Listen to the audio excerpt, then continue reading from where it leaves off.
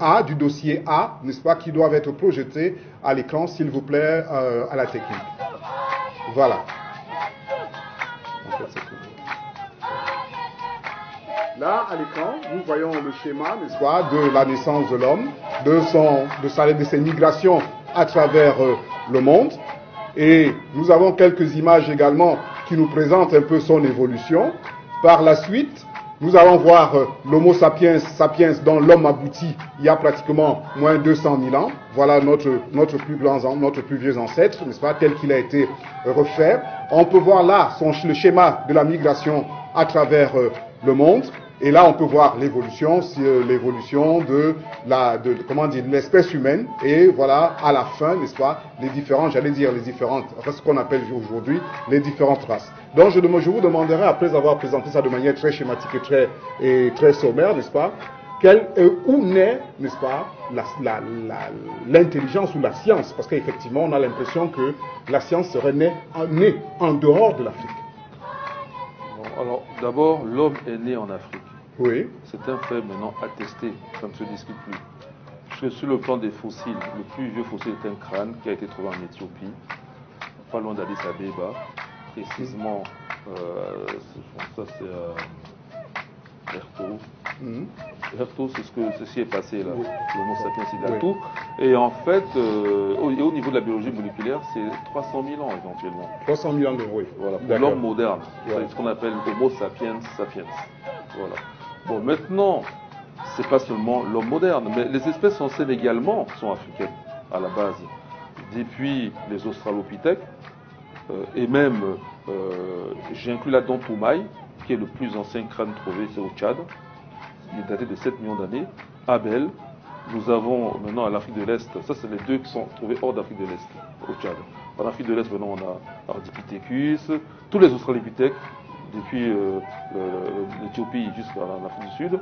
Et nous avons ensuite l'Homo erectus, qui est le premier homme qu'on pensait être sorti d'Afrique.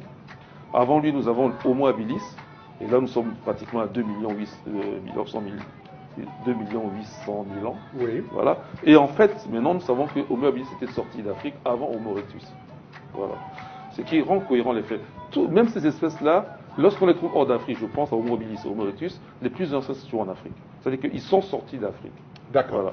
Et maintenant, il y a juste une espèce particulière, c'est l'homme des Néandertals, qui lui est issu d'une évolution in situ, c'est-à-dire soit en Europe, soit en Asie, de l'Homo erectus, et qui donne lieu à l'homme des Néandertals, qui n'est pas dans la continuité d'aujourd'hui. Il a disparu. Ce n'est pas un Homo sapiens. Tous les Homo sapiens sapiens aujourd'hui sont descendants d'Africains. En d'autres termes, toute l'humanité à la base est africaine. Ça, c'est déjà un fait.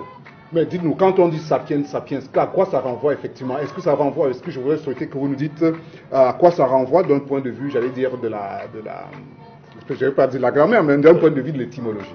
Ah, homo, ça veut dire homme, c'est du latin. Oui. Sapiens, sage, sapiens, sage. Ça veut dire sage deux fois. Donc, autrement dit, si on a dit que l'homme qui est sorti de l'Afrique était Homo sapiens sapiens, c'est quelqu'un qui avait, n'est-ce pas, d'un point de vue, d'un point de vue de la connaissance, suffisamment d'éléments, n'est-ce pas, pour pouvoir faire la science. Nous pouvons l'attester, évidemment. Aujourd'hui, oui, nous pouvons l'affirmer parce que c'est attesté. Mais pendant longtemps, quand la thèse dite Out of Africa, c'est comme ça on la nomme maintenant communément, qui consiste à admettre que l'homme moderne est sorti d'Afrique. Voilà. Lorsque cette thèse a commencé à prendre de l'ampleur, c'est-à-dire que tous les faits allaient dans le même sens, sans chercher la cohérence des faits, il fallait admettre l'origine non seulement africaine, mais monogénétique de l'humanité. C'est-à-dire que l'homme n'est né qu'en Afrique et nulle part ailleurs. Et donc, de ce point de vue, la connaissance ou la science ne peut pas être née... Non, je ne vais pas terminer. Oui. Je vais d'abord restituer un peu l'ambiance de l'époque. Nous sommes là dans les années... Ça commence à prendre dans les années 90, parce que vous connaissez le combat de Cheikh Anta Diop. Bon, pendant un temps, si on l'appelle le grand savant, c'est pas pour rien. Dès les années 50, Cheikh Anta Diop affirme, sur la base des quelques éléments qu'on disposait, que non seulement l'origine de l'homme est africaine, mais elle est monogénétique. Voilà. Et donc, mais dans les années 90, donc 40 ans plus tard, d'autres le rejoignent, parce que les faits sont tellement nombreux et têtus, qu'ils sont obligés de dire. Alors, on a maintenu, alors que si l'homme moderne est né en Afrique, mais la pensée symbolique attestait qu'il pense, c'est ce qu'on peut appeler l'intelligence, pour justifier le qualitatif de sapiens sapiens, alors ça s'est passé en Europe. Vous voyez, souvenez-vous, certains même dans les écoles françaises parlaient de l'homme de Cro-Magnon. pour signifier l'homme moderne. Hein? Comme s'il y avait une nuance. Le Cro-Magnon est juste une espèce qu'on a trouvée dans une grotte, la grotte de Monsieur Magnon. C'est ça, Cro-Magnon, au sud de la France. Quand on dit Cro, c'est une grotte.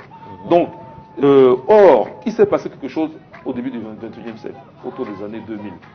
C'est que, premièrement, on a trouvé en Afrique du Sud, à l'est du Cap, environ 200 km à l'est du Cap, la grotte de Blombos. La grotte de Blombos. Si vous permettez, à l'écran, n'est-ce pas, nous allons demander aux techniciens, à la technique, de bien vouloir nous présenter les images, n'est-ce pas, de la grotte de Blombos, ou tout au moins les effets qui ont été retrouvés dans le cadre de cette grotte-là, et ceci là va vous permettre d'enchaîner de votre topo.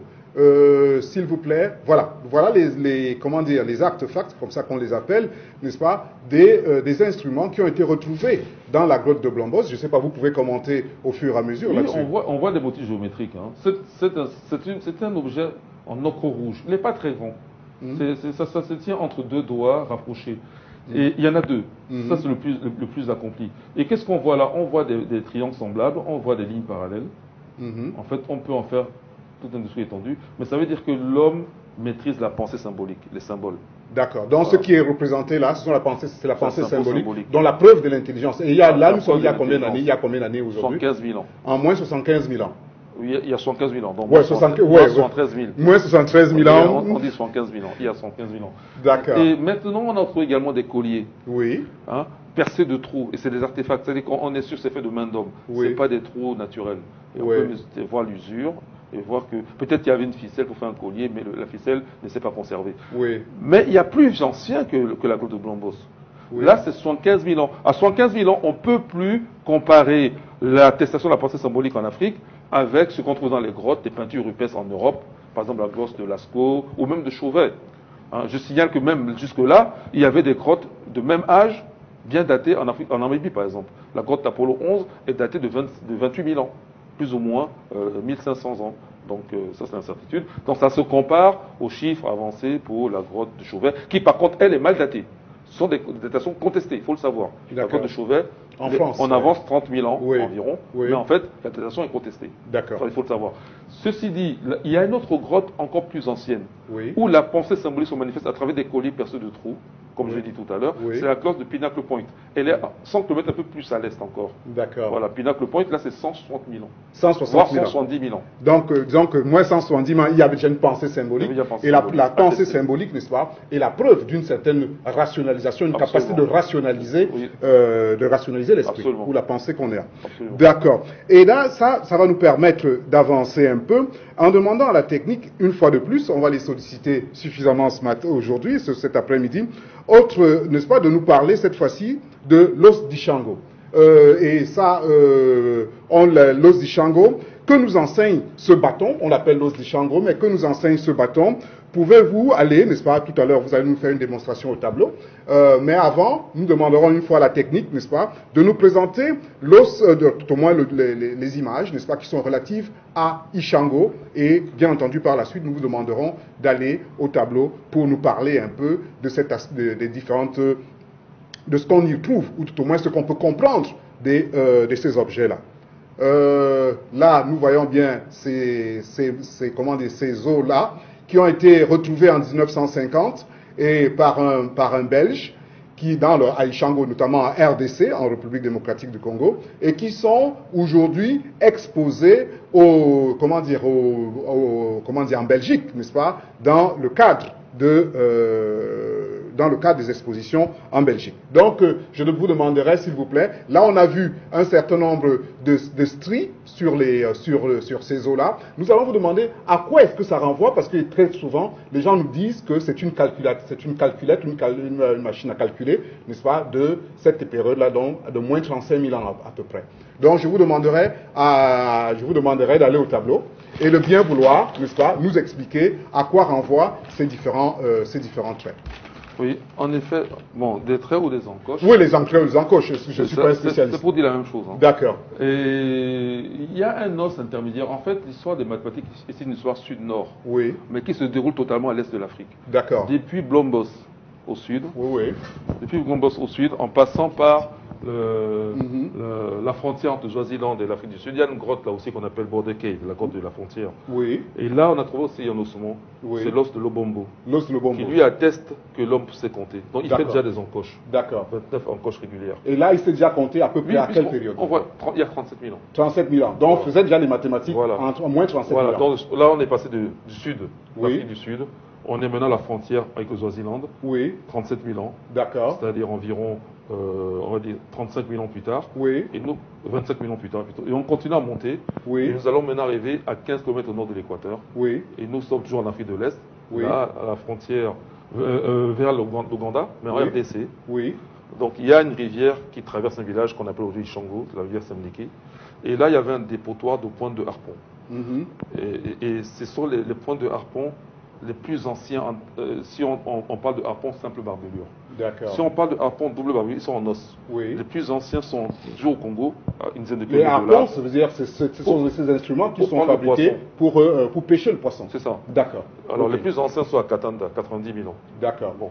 Mais j'insiste là-dessus, c'est pour dire que c'est aussi une affaire de pêcheurs. Depuis la grotte de Blombos, ce sont des pêcheurs. Oui. On a appris à l'école que les mathématiques ont été inventées par les agriculteurs. C'est faux. Puisque Oui. l'agriculture est un phénomène beaucoup plus tardif. Oui. Voilà. Et D'accord. Par exemple, il y a 20 000 ans. Non, c'est une affaire de De pêcheurs. pêcheurs. Alors maintenant, je vais expliquer. Oui. Une fois qu'on arrive à Ishango, maintenant on parle de mathématiques. C'est plus simplement la maîtrise des nombres. Parce que contrairement à l'os de Lombo où il y a 29 encoches, Oui. voilà, régulières, et là nous avons des groupements d'encoches. Oui. Donc, par exemple, nous allons avoir, dans l'os Ishango, nous avons 3 encoches. Oui. Bon, il est facile de comprendre que ça représente le chiffre, le nombre 3. 3. Tout à fait. Voilà. Ensuite, il y a un espace. Je change de couleur. Nous allons avoir maintenant 6 encoches. Là, 6. Oui. Vous avez l'espace est là. Donc Oui. ça représente cette fois-ci le nombre 6. Dans la même colonne, vous allez Oui. avoir maintenant, j'alterne des couleurs, vous allez avoir maintenant ici 4 encoches. Ouais. C'est clair, c'est le Tout nombre. à fait. Le nombre 4. Vous voyez la nouveauté par rapport à l'Obombo, c'est que Oui. cette fois-ci, on coupe les encoches pour D'accord. séparer les nombres. Oui. Voilà. Donc, Et là, je rappelle à nos téléspectateurs que nous sommes là pendant que Il y a vous 25 écrivez, 000 ans. Nous il y a sommes là il y a 25 000 ans, 000 n'est-ce pas, que Donc- les mathématiques. donc il s'est passé 12 000 ans pendant lesquels l'homme maîtrise déjà le fait de placer des encoches. D'accord. Il a fait un effort supplémentaire, c'est le regrouper. Vous D'accord. voyez, le temps joue pour l'Afrique. Si vous zappez l'Afrique, c'est-à-dire vous ignorez l'Afrique, vous passez directement à la Grèce, vous devez parler de miracle grec. Mais vous savez bien que le miracle n'est pas une notion scientifique. Oui, non, mais effectivement, parce qu'effectivement, on voit bien que la civilisation grecque a apparu d'un seul Voilà. moment, du fait, n'est-ce pas, d'avoir, d'avoir puisé en Égypte antique. Et donc, Voilà. alors qu'en Égypte, en Grèce, on ne trouve rien Voilà. avant cette période-là. Avant ce contact. D'accord, D'où la nécessité même qu'on ait commencé par l'origine de l'homme. d'accord. L'origine de l'homme en Afrique, l'homme a mis plus de 100 000 ans en Afrique sans en sortir. Puisque même en se limitant aux fossiles, les Oui. fossiles africains les plus anciens pour l'homme moderne, c'est 200 000 ans. D'accord. Alors qu'au Proche-Orient, c'est-à-dire Israël, qui est la sortie de l'Afrique, il n'y a aucun ossement qui dépasse les 100 000 ans. Les plus vieux sont entre 90 000 et 100 000 ans. D'accord. Donc ça veut dire que l'homme a vécu en Afrique plus de 100 000 ans, l'homme moderne, sans Oui. en sortir. D'accord. Plus, parce que si on prend la biologie moléculaire, l'homme moderne est attesté de 300 000 ans.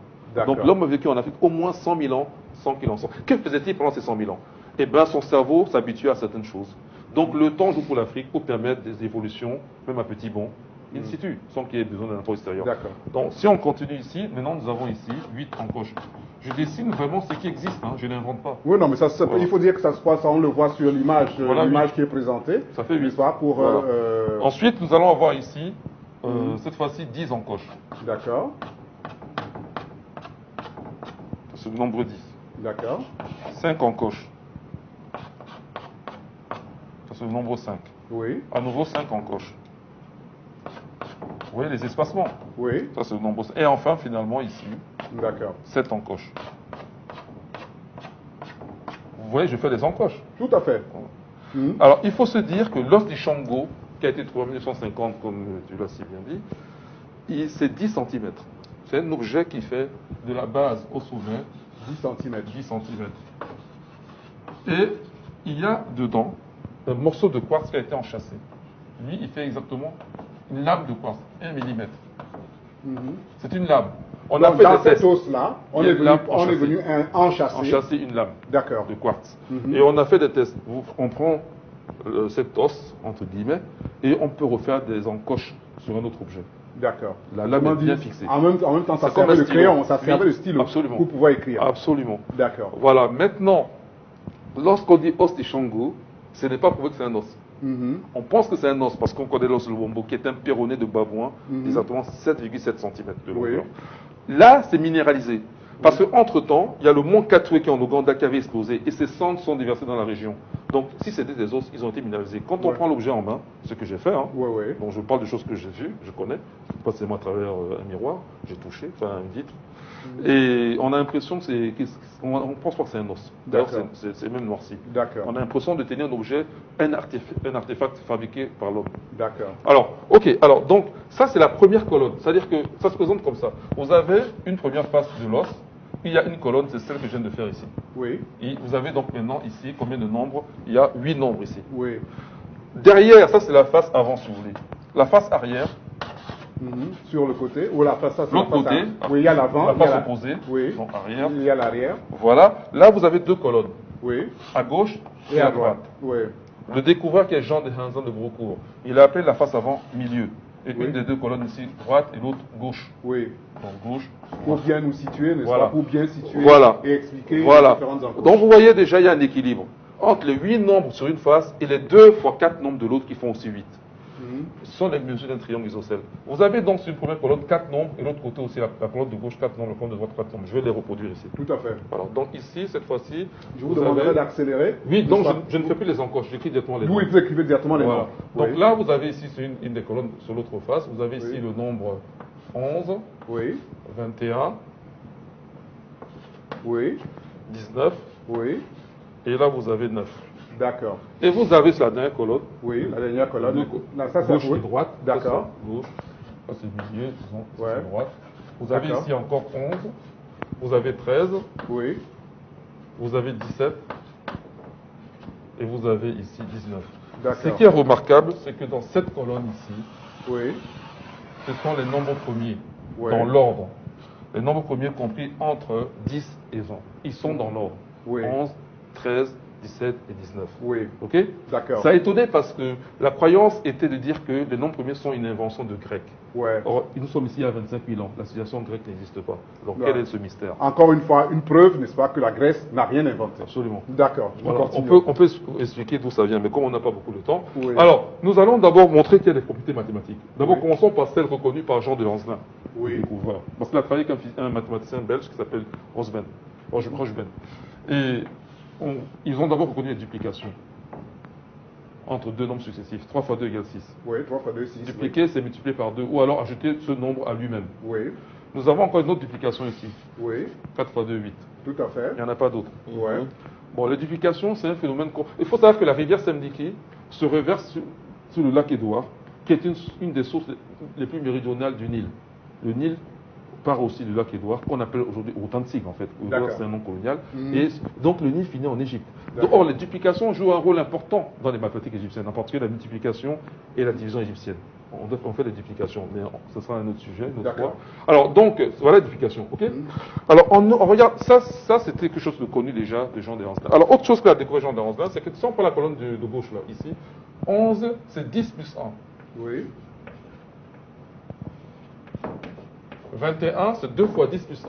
Bon, je vais juste mettre 20 plus 1, mais c'est 2 fois 10 plus 1. Oui. 19, c'est 2 fois 10 moins 1, donc 20 moins 1. Ouais. Et 9, c'est 10 moins 1. Ouais. Et c'est sur cette base-là que moi je commence mon travail. D'accord. J'ai pris en compte l'opération de cette colonne-là, dans laquelle on a 10 plus 1, 20 plus 1, 20 moins 1. J'ai remarqué une chose. C'est que la ligne de 10 est une ligne de symétrie. La ligne qui passe par 10. Nous sommes là dans la symétrie. C'est une ligne de symétrie. D'accord. Je le prouverai. D'accord. La symétrie ici joue comment? Si vous êtes dans la même colonne et que vous faites une opération vers le haut, d'ailleurs je signale que le quartz donne le haut, la lame de quartz donne le haut, et vous faites une autre opération vers le bas, elle se renvoie à la balle dans la mesure où l'opération faite dans un sens, par exemple les extrêmes, les nombres qui sont aux extrémités, les moyens c'est les nombres qui sont au milieu, une opération faite sur un extrême, vous reposez la même de l'autre côté mais en inversant le signe.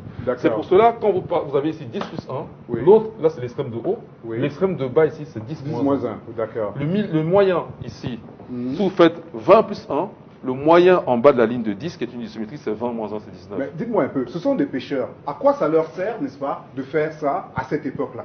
On y arrive. D'accord. Non, allez-y. Voilà, alors, donc, ça, vous avez remarqué ça? Oui, il n'y a pas de problème. Bon, donc, comme j'aimerais aller vite, je note une chose, c'est que ça se répète plusieurs fois. Même les nombres premiers ici n'ont pas été choisis au hasard. C'est le nombre premier. Pourquoi cela et pas d'autres? Parce qu'il y a d'abord, ce sont les nombres premiers dits jumeaux. Les nombres premiers jumeaux en mathématiques, c'est les nombres premiers tels que si j'en trouve un, le prochain suffit d'ajouter 2, et je passe au prochain. C'est le cas avec 11 plus 2, je vais trouver 13, 17 et 19. Ce sont des paires de nombres premiers jumeaux. Or, c'est très important pour la cryptographie. Donc, je reste les nombres premiers. Ces nombres premiers n'ont pas été choisis au hasard. Pourquoi? Parce que la symétrie est respectée. 11 ici, c'est 15 moins 4. Donc, c'est un extrême. Si je passe à l'extrême d'en dessous, j'ai dit moins 4. Si je passe à l'extrême d'en dessous, j'aurai donc 15 plus 4. Vous voyez bien, ça fait 19. 4, ça nous fait 19, oui. Je prends les moyens. 13, c'est 15. Je serai avec le même nombre, comme j'ai fait avec 10. Tout à fait, oui. 13, c'est 10 plus 3. Oui. Donc, le moyen d'en dessous, c'est 17. Qui est donc, excusez-moi. C'est 15, j'ai dit que je serai avec 15. 15 moins 3. Ouais, ça nous fait. 15 moins 2. Moins 2, 15 moins 2 pour nous faire 13. Excuse, pour faire 13. Donc le moyen d'en dessous, c'est 15 plus 2 pour faire 17. 15 plus 2 pour faire 17. La redondance devient de plus en plus visible. On va voir ça continue. Maintenant, je vais grouper les nombres par 2 pour arriver à une espèce de magie. Mais ce n'est pas de magie, puisque c'est des mathématiques. Je vais prendre les nombres par 2. Je prends 9 et 6. Oui. Je prends 4 et 8. Oui. Je prends 5 et 5. 10 est en ligne de milieu. D'accord. Apparemment, 7 est tout seul. Oui. Prenons ça comme ça pour l'instant. Alors, qu'est-ce que je fais? Vous voyez que je passe d'une colonne à l'autre. Cette fois-ci, si je change de colonne, ce n'est plus un rabattement. Donc, je ne suis pas obligé, quand je passe d'un moyen à un autre moyen en dessous, de faire un 6 moins. Puisque c'est juste le passage de gauche à droite, c'est pas un rabattement. D'accord. Le rabattement crée une inversion, une opposition de signes. Alors, donc ici, je passe de 3 plus 6 égale 9 à 11 en ajoutant 2. D'accord. Je passe de 4 plus 8, je mets en relation les deux colonnes. C'est ce qu'on appelle en sixième ou en cinquième les ensembles. L'ensemble M et l'ensemble G. Tout à fait. C'est des notions mathématiques. Donc je passe de 4 plus 8 qui fait 12 à 21 en ajoutant 9. Si je passe en dessous, vous voyez bien que les moyens ici, c'est 5 plus 5 qui fait 10. Et là aussi, j'ajoute 9. Donc comme l'extrême, on passait de l'extrême en ajoutant 2, ici, 7 qui est tout seul, certes, j'ajoute 2, j'ai bien 9. L'opération est respectée. Ça veut dire que 7 n'est pas tout seul. Qu'est-ce qui manque? Eh bien, c'est la tradition. On voit d'où elle remonte. Elle remonte à 25 000 ans. Avant que les Égyptiens notent le 0, ils laissaient d'abord un vide. Et d'ailleurs, le mot 0, que les Égyptiens, ils appelaient le 0 Néphérou. 0 et Néphérou, c'est deux mots qui se ressemblent. Puisque 0 vient de l'italien Zéphiro, qui lui-même vient de l'arabe Sifer. Et on voit d'où vient le mot 0 à travers Néphérou, qui veut dire la beauté mot à mot, mais ça devient un mot mathématique. Parce que vous dites que ça vient de l'arabe qui veut dire Sifer. Parce que jusqu'à présent, on nous apprenait. D'où chiffre. Ouais, chiffre. Nous, on nous a appris à l'école en anglais d'ailleurs. De ce qu'on nous a appris en anglais à l'école, c'est que le 0, vient de l'arabe. C'est de l'Inde même. De l'Inde, que les Arabes appellent ça chez les Indiens. En fait, là, non, c'est une invention africaine. C'est une invention africaine. Oui. Et on voit que c'est même pas Égypte ancienne. Les Égyptiens ont inventé la notation du 0, mais pas sa conceptualisation. La conceptualisation, puisqu'elle est là. Parce qu'eux-mêmes, avant de noter le 0, ils laissaient un vide. On a des textes égyptiens, on voit un vide. Et d'ailleurs, les Indiens, comme prétendent être les inventeurs du 0, ils appellent le 0 Sunya. Or, Sunya en sanskrit veut dire vide. Et le vide est là. En fait, on a juste laissé un vide ici. Donc, la logique voudra que j'ai pris les nombres 2 par 2. Le 7 aussi va avec un autre nombre qui n'est pas écrit, c'est un vide, c'est le 0. Donc le 0 remonte il y a 25 000 ans, bien avant l'Égypte ancienne, et les Égyptiens sont seulement les premiers à noter le 0. Tout à fait. Voilà. Alors, je vais confirmer l'existence du 0, et puis je vais m'arrêter là. Tout à fait. Voilà. Je confirme l'existence du 0 comment? Eh bien c'est simple, je vais juste mettre en relation les nombres qui sont là. Vous apprenez votre papier, il n'y a pas de souci. Il faut de moi, donc je vais m'aider de ma feuille. Oui. Je vais mettre en relation les nombres qui sont là, ici, avec ça, ici. Voilà, ici. D'accord. Ici. Ok. Ouais, allez-y. Voilà. Je vais mettre en relation les nombres, cette même colonne G, avec la colonne D, avec le même procédé, c'est ça que je voulais dire, que ce que j'ai fait entre la colonne M et la colonne G. C'est-à-dire en prenant un nombre 2 par 2. Si en prenant un nombre 2 par 2, je trouve la même symétrie, c'est bien que même dans le passage de la première colonne M à G, ça se justifiait de prendre le nombre 2 par 2. Donc c'est juste pour justifier pourquoi j'ai pris le nombre 2 par 2. Parce que si je le justifie, ça veut dire que 7 n'est pas seul. Donc ça justifie on l'a compris. Voilà. Alors maintenant je vais donc faire 11 plus 9. Ça va nous faire 20. Ici, je prends donc 11 plus 13. Ça nous fait 11, ça nous fait 24. Et nous passons de 20 à 24 en ajoutant 4. Donc, je vais regarder ce qui se passe en bas. Oui. Je vais donc maintenant faire ici. Oui, allez-y. Oui. Je pense qu'il y a. C'est pas 9 là. Je me suis trompé. C'était un plus. C'est Ouais. 21. Donc c'est 11. Non, le 9 là, c'était Oui. la flèche. C'est 11 plus 21. 11 plus 21, ça nous fait 30, ça fait 32. 32, oui. Et ici, 11 plus 13 qui fait 24. Oui, 24. Donc c'est moins, Mhm. moins 12. Oui. Voilà, moins 12. Donc en dessous, je dois trouver plus 12. D'accord. Et vous allez voir ça. Donc objectivement, on devrait retrouver plus 12 à la fin. Ok. Allez-y. Bon, vous êtes d'accord? Oui, bien sûr. Bon, si je fais ici, je prends les dents par 19 plus 9, c'est combien? Ça nous fait 28. Voilà. Oui. Et ici, je pense que c'est ton prime, c'est pas grave. Oui. Et là, tu fais 17 Hein? plus 19, ça fait combien? Ça nous fait 36. 36. 36, Donc oui. nous passons de 28 à 36 en ajoutant, Ouais. en Non, ajoutant on a- 8. Oui, allez-y, oui. En ajoutant 8. Oui. Donc c'est qu'il y a eu une erreur avant, parce que Oui. là, ça doit forcément faire Oui, oui. moins 8. Alors, donc ici, si je prends 11 plus 21, on a dit ça fait combien? Ça nous fait 32. 32, Oui. 8, et 11 plus, ça fait 24. Oui. Donc c'était moins 8. C'était D'accord, trompé. voilà. C'était pas, hein? Ok. C'est moins 8. Et c'est bien moins 8 et plus 8. D'accord. C'est cohérent. Oh. Oui. Bon, je vais résumer en disant que ici, il y a 33 opérations indépendantes Oui. pour le premier os Shango. D'accord. 33 opérations indépendantes. Oui. On va faire un calcul de probabilité. La probabilité pour que à chaque opération qui a été faite ici, même si vous n'avez vu qu'une partie, que ce soit le fruit du hasard, est de 50%. 50% ce soit vrai, 50% ce soit faux. Oui. Voilà. Bon, comme les opérations se font au hasard, elles sont donc indépendantes les unes des autres. Le fait que je trouve une juste ne veut pas dire que la prochaine le sera. En mathématiques, on fait le produit de probabilité Oui. quand il y a indépendance. Donc ça fait donc une chance sur deux, une chance sur deux, fois une chance sur deux, 33 fois comme ça. Le résultat ici, c'est 1 sur 10 milliards. Donc la probabilité pour que les conclusions que je tire de cette hausse-là soient le fruit du hasard est de 1 chance sur 10 milliards. Donc c'est la certitude. Oui. Donc là, nous sommes en certitude que, C'est bien un effectivement, objet mathématique. c'est un objet mathématique. Et les symétries sont bien là. Le zéro est bien là. Oui. Et toutes ces conceptions mathématiques sont Donc, bien là. autrement dit, je reviens à ma préoccupation.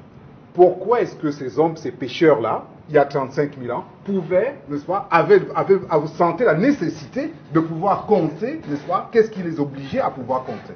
Parce que justement, il y a un mot que tu utilises qui n'est pas forcément correct. Je n'ai Oui. pas dit que c'est faux, mais qui n'est pas forcément correct. Oui. Il n'y a pas de nécessité. Il n'y a pas de nécessité. Non. Mais ils le faisaient pourquoi alors? Pour jouer. Donc pour eux, c'était un jeu. Les mathématiques étaient Les un jeu. mathématiques sont un jeu. D'accord. Il faut donc le savoir. Mais moi, je pensais que ça avait un rapport avec le fait, le nombre de poissons qu'ils avaient pêchés, ainsi de suite. Le pour nombre savoir de pour, poissons, pour repartir les poissons entre eux. ça explique les nombres premiers. Oui. Les nombres premiers sont les nombres qu'on évite lorsqu'on pratique le partage égal. D'accord. Ok? Donc ça veut dire qu'indépendamment d'une formalisation de nombres premiers, on les connaît de fait. Ceci dit, les mathématiques, même dans l'enseignement, il faut les comprendre comme un jeu. Jouer ne veut pas dire ne pas être sérieux. Quand Eto'o joue au football, Real contre Barcelone contre Real de Madrid, à l'époque en tout cas, Oui, c'était un jeu. Sur le terrain, c'est un jeu, mais sur le terrain, on est sérieux. D'accord. Quand on va à la bourse, on joue aussi, mais Mais on est sérieux. l'objectif est sérieux. D'accord. Voilà. Donc le fait que ce soit un jeu ne veut pas dire. Et la meilleure façon d'apprendre les mathématiques, c'est de les prendre comme un jeu. Et c'est ainsi qu'on doit les apprendre aux enfants. Il faut qu'ils voient que c'est un jeu de l'esprit. Donc l'homme découvre la capacité de son cerveau depuis la cour de Blombos. Oui. Depuis, il met en défi, en situation, son cerveau. Et ça, c'est juste une déchetterie. Je vous ai parlé de points de harpon. Le village du Shango, lorsqu'on a fait des fouilles, en fait, on a trouvé beaucoup de points de harpon. C'est une déchetterie. Et pendant qu'ils jetaient les points de harpon qui ne servaient plus à rien, parce que le transfert de technologie peut nous montrer qu'il commence avec Ishango, là, non, mais ça sera pour une autre émission. Et mais pendant qu'ils jetaient ça, ils passaient aussi leur temps à jouer. Comme aujourd'hui, on joue au Djeka, qu'on appelle aussi Songo, qu'on appelle Awale, comme on joue aux cartes, comme on joue aux échecs, comme on joue aux dames, ce sont des jeux mathématiques qui sont restés au Sénet, en Égypte ancienne, qui sont restés présents en Afrique. Et je dis que pour les enfants, et même pour n'importe qui, les mathématiques, c'est la meilleure façon de les comprendre, c'est de considérer que c'est un jeu. Donc, il y a des règles, des interdits et des astuces. Et la performance. D'accord. Là, je voudrais demander parce que là, on a montré déjà, on a pratiquement situé des événements qui nous permettent de situer de dire ou d'affirmer que la science, n'est-ce pas, est un fait de la société africaine. Maintenant, je voudrais que vous nous parlez, pour sortir de là, parce que là, on rejoint un peu votre domaine de prédilection, c'est-à-dire l'astrophysique. Aujourd'hui, n'est-ce pas, on sait bien de manière, j'allais dire de manière avérée, que les Dogons, n'est-ce pas, avaient déjà une connaissance des choses, que je veux dire, des choses du ciel. À partir, ils nous parlent de Sirius A, B, C, je ne suis pas un spécialiste, vous me direz bien cela bien davantage. Ils nous parlent des choses que l'Europe a découvert simplement en 1900. Or, les Dogons avaient déjà une connaissance du ciel, ils parlaient du ciel, ils parlaient des étoiles. Dites-nous un peu, quels étaient leurs outils d'inspection pour connaître, n'est-ce pas, pour avoir ces connaissances-là? Est-ce que simplement de la fabulation ou est-ce que c'est une réalité que les Dogons, quand les Dogons parlent d'astrophysique? Non, c'est une réalité. Quels sont les outils? Je ne peux pas répondre. Oui, non, pas les outils, oui. Mais la même question, vous auriez pu me la poser pour l'Égypte ancienne, je n'aurais pas pu répondre non plus. D'accord. Voilà. Les Dogons, c'est vrai qu'ils sont encore présents, mais ce qui est sûr, c'est qu'il y a des choses à tester.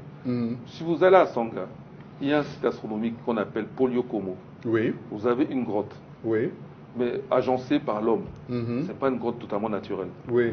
Ils ont quand même déplacé les rochers. Oui. Ils ont percé des trous. Il y a 2 trous percés. Oui. Et au loin, il y a 2 pierres. Oui. Une est pour le Soleil, Oui. c'est la plus élevée, et Oui. l'autre est pour Sirius. Oui.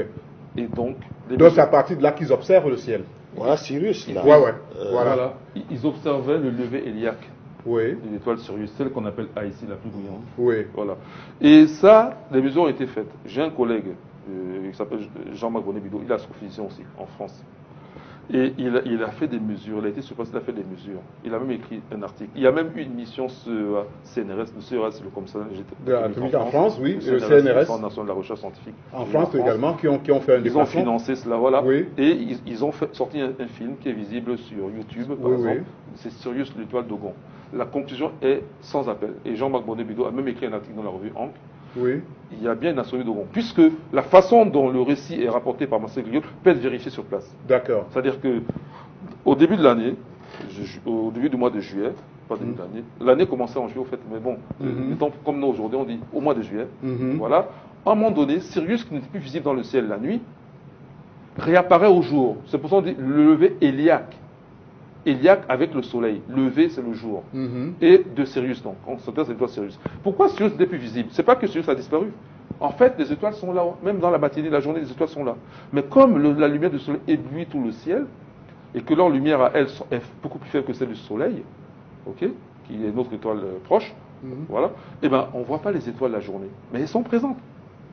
D'accord. Mais donc Sirius, ça veut dire que pendant une phase, n'était visible que la journée, mais on ne pouvait pas le voir. Oui. Et à une autre période de l'année, Sirius redevient visible. Mais on aimerait, parce qu'on veut le lever héliaque, on ne veut pas un coucher héliaque.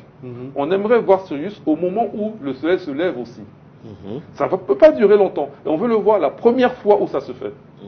Juste, Sirius ayant disparu dans le ciel la nuit, il réapparaît, mais au petit jour, et c'est la première fois qu'on l'observe. Ce phénomène qu'on appelle le lever héliaque, l'étoile Sirius. Il dure très peu longtemps. Et c'est ce phénomène qui a fondé le calendrier égyptien.